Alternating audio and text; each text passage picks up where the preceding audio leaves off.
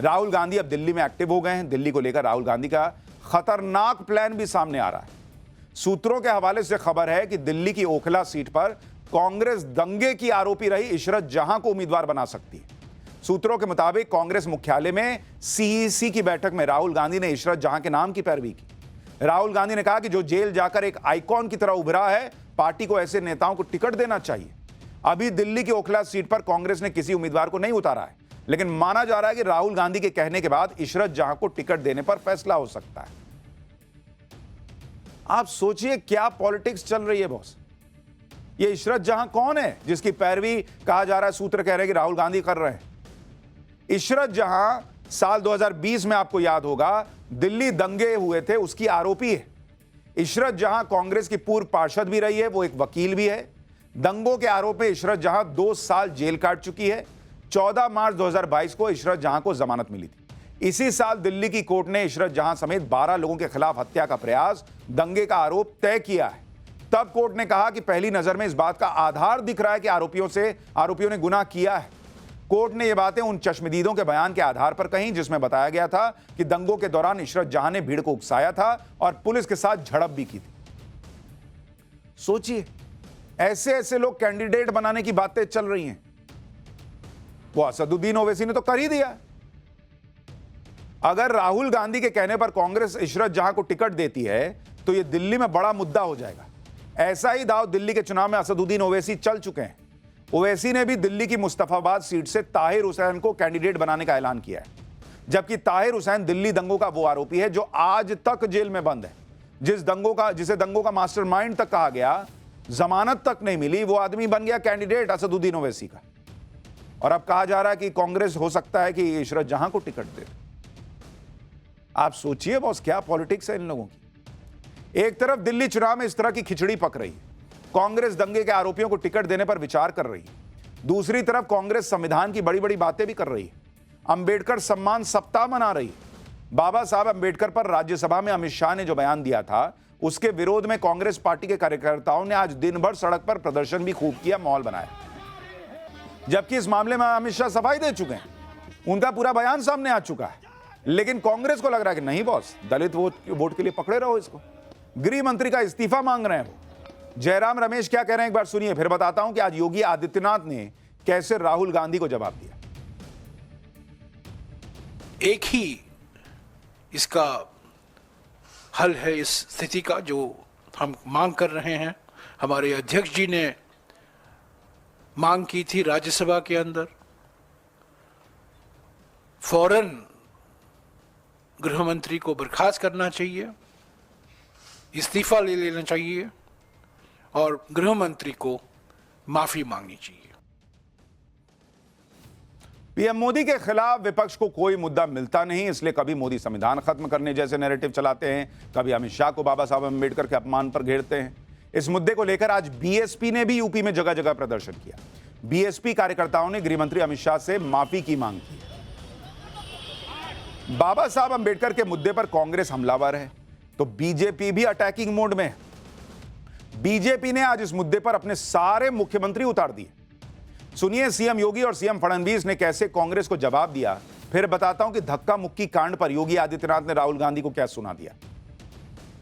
बाबा साहब भीमराव अंबेडकर का अपमान करने की कांग्रेस की फितरत, चाहे वह कांग्रेस के द्वारा या समाजवादी पार्टी के द्वारा, इन सभी को देश की जनता से माफी मांगनी चाहिए। कांग्रेस पार्टी ने पहले तो इस बात की माफी मांगनी चाहिए कि गृह मंत्री अमित शाह जी का जो पूरा बयान था उसको आधा काटकर उन्होंने उस पर राजनीति की, संसद का भी समय उसमें खराब किया। अब जनता में भी झूठी बातें लेकर वो जा रहे हैं। वही कांग्रेस है जिसने लगातार भारत रत्न डॉक्टर बाबा साहब अंबेडकर जी का अपमान किया है, उनको संसद में चुनकर भी आने नहीं दिया और लगातार उनको नीचा दिखाया। पार्लियामेंट के विंटर सेशन के दौरान कांग्रेस ने जिस तरह अंबेडकर के मुद्दे पर हंगामा किया, राहुल गांधी पर बीजेपी सांसदों को धक्का देने का आरोप लगा, बीजेपी के 2 सांसदों को चोट लगी, इस पर आज सीएम योगी ने राहुल गांधी को घेर लिया। सुनिए सीएम योगी ने क्या कहा। हम तो कांग्रेस के नेता राहुल जी से कहेंगे, देश की संसद में, संसद परिसर में सांसदों पर हमला हो, यह दृश्य भी देश ने देखा है। क्या यह आचरण उनका संवैधानिक माना जाएगा? क्या कांग्रेस पार्टी का यह आचरण संवैधानिक माना जाएगा? भारतीय जनता पार्टी के 2-2 सांसद चोटिल होते हैं। यानी बीजेपी भी लगातार अग्रेसिव है और राहुल गांधी को उनके ही मुद्दों में फंसा दे रही है। पाठशाला में अगली क्लास, देश के मिडिल क्लास का टैक्स वाला वो दर्द जिसका इलाज इस बजट में पीएम मोदी कर देंगे क्या? पॉपकॉर्न से लेकर पुरानी गाड़ी पर जीएसटी टैक्स भर भर कर परेशान मिडिल क्लास के दर्द का चैप्टर 2, वो एक काम जो पीएम मोदी ने कर दिया तो मिडिल क्लास बम बम हो जाएगा। अब इसका चैप्टर।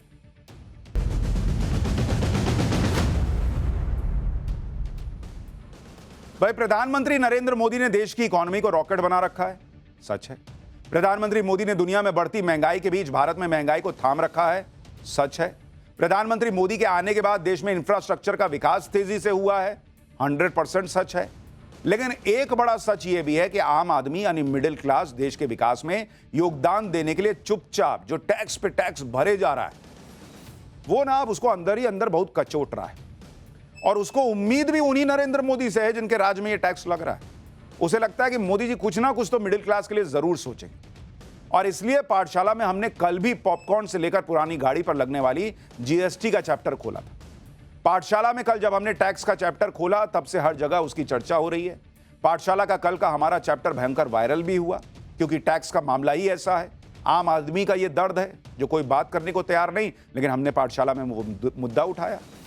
हमने सवाल उठाया था कि क्या मिडिल क्लास का काम इस देश में सिर्फ टैक्स भरने का रह गया है क्या? क्योंकि टैक्स का गजब ही हाल हो रखा है। पॉपकॉर्न हो, पुरानी गाड़ी हो, हर जगह पर ऐसी जीएसटी लगे जा रही है कि पब्लिक का दिमाग घूम गया है। सोशल मीडिया पर तरह तरह के मीम्स चल रहे हैं, लोग मजाक भी बना रहे हैं। कई लोग तो कहते हैं कि सरकार एक काम करे, हमारी पूरी सैलरी रख ले, उसमें से जो है कुछ पैसा हमको वो दे दे कि हम अपना घर चला लें। जब इतना टैक्स दे ही रहे हैं तो पॉकेट मनी टाइप कुछ दे दे। इस तरह से बहुत सारी चीजें सोशल मीडिया पर चल रही हैं। आज हम टैक्स के इस जंजाल का पार्ट 2 वाला चैप्टर खोलने जा रहे हैं, जो मिडिल क्लास का सबसे बड़ा दर्द है।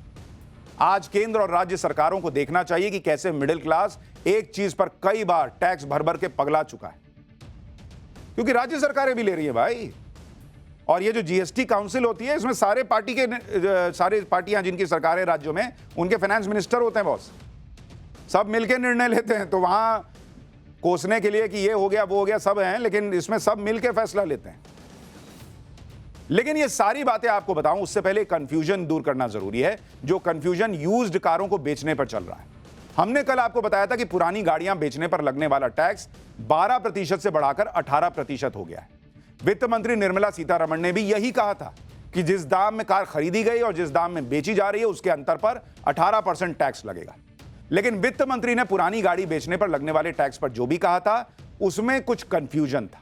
सरकार से जुड़े हमारे सूत्रों ने उस कंफ्यूजन के बारे में जानकारी दी है, वो आपको आगे बताऊंगा। लेकिन पहले एक बार सुनिए वित्त मंत्री निर्मला सीतारमण ने क्या कहा था, जिसके बाद सारा कंफ्यूजन खड़ा हुआ। It is on that margin, the margin value between purchased price and resale price. 12 lakh में खरीदा, 9 लाख में बेच रहे हैं सेकेंड हैंड यूज्ड व्हीकल के नाम पर.